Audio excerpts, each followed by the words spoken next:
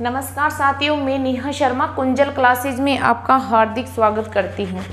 आज हम राजस्थान की प्रमुख जनजातियों की बात करेंगे। राजस्थान की प्रमुख जनजातियाँ जैसे मीणा, भील, गरासिया, आपके बावरिया, इनके बारे में हम कुछ डिटेल से पढ़ेंगे। उससे पहले आपसे एक छोटा सा रिक्वेस्ट है, आप चैनल को लाइक करो, शेयर करो और सब्सक्राइब करो ताकि ज़रूरतमंद विद्यार्थियों को भी इसका फ़ायदा मिले। और जो मैं ये नोट्स बनाई हूँ वो बहुत ही मेहनत करके 4-5 बुक से मैंने डेटा कलेक्शन किया है और फिर आपके लिए नोट्स मैंने रेडी किए हैं। और नोट्स में से मतलब कि इससे बाहर जाने की संभावना बिल्कुल ही ना के बराबर है। और अगर जाएंगे भी अगर कोई क्वेश्चन तो वो आपके लिए नहीं, सभी के लिए बाहर जाएंगे। क्लियर। अब हम बात कर लेते हैं मीणा जनजाति की। देखो, सबसे पहले मैं आपसे मतलब कि इस तरीके से नोट्स लेके आई हूँ ताकि आपका भी समय बचे, मेरा भी समय बचे। और इसमें कोई वो तो है नहीं ज़्यादा समझाने की चीज़, आपको केवल नोट्स बनाने हैं और इनको याद करना है। ठीक है। मीणा जनजाति। मीणा शब्द का निर्माण मीन शब्द से हुआ है। किस शब्द से हुआ है? आपके मीन शब्द से। गण चिन्ह क्या है? इसका गण चिन्ह आपका मछली है। तो ये सेवन निषेध, यानी ये जो मीणा है ना, वो मछली का सेवन कभी नहीं करते हैं। और चीज़ें खा सकते हैं लेकिन मछली का सेवन ये कभी नहीं कर सकते। सर्वाधिक विकसित, शिक्षित और शहरी क्षेत्र में निवास। राजस्थान की एकमात्र जनजाति है जो विकसित भी है, शिक्षित भी है और शहरी क्षेत्र में निवास करती है, वो मीणा जनजाति है आपके। फिर आपकी इनका जो प्रमुख ग्रंथ है वो आपका मत्स्य पुराण है। कौन सा है? मत्स्य पुराण। निवास ये जयपुर में, करौली में, सवाई माधोपुर में। बडालियाँ, इनमें जो मीणाओं में आपस में रिश्ता कराने वाला व्यक्ति होता है उसे बडालिया के नाम से जानते हैं। बडालिया मीणाओं की सबसे बड़ी पंचायत को 84 बोलते हैं। मीणाओं का मुखिया या नेता पटेल होता है, पटेल। और इनमें जो लड़की की बदले लड़की देकर आपस में शादी करते हैं तो उसे आटा साटा बोलते हैं। क्या बोलते हैं? आटा साटा। पुनर्विवाह है, अगर कोई दूसरा विवाह करते हैं तो उसे नाता बोलते हैं। अगर आपस में लड़का और लड़की में तलाक हो जाता है तो उसे छेड़ा फाड़ना बोलते हैं। छेड़ा फाड़ना। और मीणा भी 2 प्रकार के होते हैं, एक तो जमींदार मीणा और एक होते हैं चौकीदार मीणा। इनके 2 वर्ग होते हैं। जमींदार मीणा जिनके पास खेती बाड़ी होती है और चौकीदार मीणा वे होते हैं जो चौकीदारी से संबंधित कोई कार्य करते हैं। गोटन, सहेलियों का झुंड। अगर 5-10 लड़के आपस में सहेलियों बन के रहती है और वो आपस में एक जगह मिलकर काम करती है, गाती रहती है, तो उनको गोटन कहते हैं। जब तक कचवा है राजाओं का, राज तिलक अधूरा रहता है जब तक मीणा नहीं करते हैं। जब तक मीणा लोग राज तिलक नहीं करते हैं, कचवा है राजा भी राज तिलक नहीं करते हैं। और मीणों का प्रयागराज और पुष्कर, रामेश्वर घाट को बोलते हैं जो आपके सवाई माधोपुर में है। या चंबल, बनास और सिंध, ये तीनों नदियां मिलकर त्रिवेणी संगम बनाती है। तो मैं आशा करती हूँ ये आपको मीणा जनजाति बहुत अच्छे से समझ में आई होगी। अब हम आगे दूसरी जनजाति देखेंगे।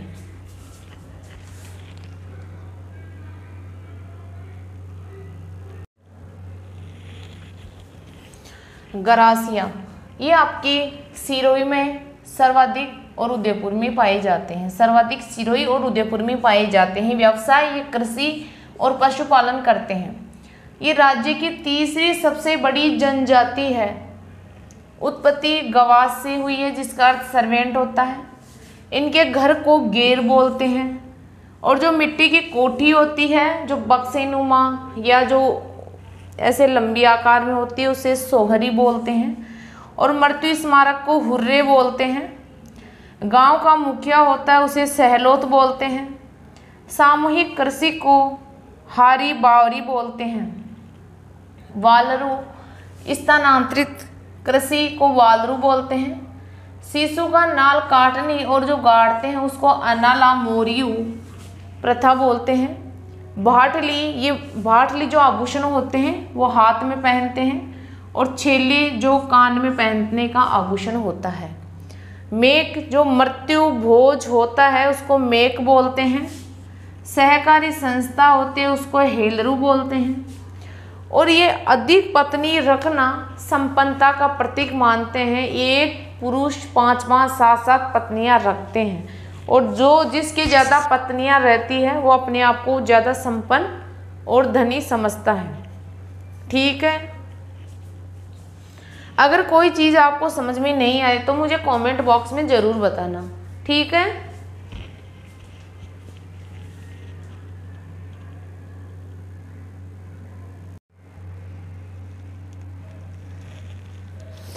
आपकी भील जनजाति। भील जनजाति की उत्पत्ति भील शब्द से हुई है जिसका अर्थ होता है कमान। क्या होता है? कमान। प्रजाति ये प्रोटो ऑस्ट्रेलोइड प्रजाति से उत्पन्न हुए हैं। ये राजस्थान की दूसरी सबसे बड़ी जनजाति है। पहली मीणा है, सबसे प्राचीन यही है।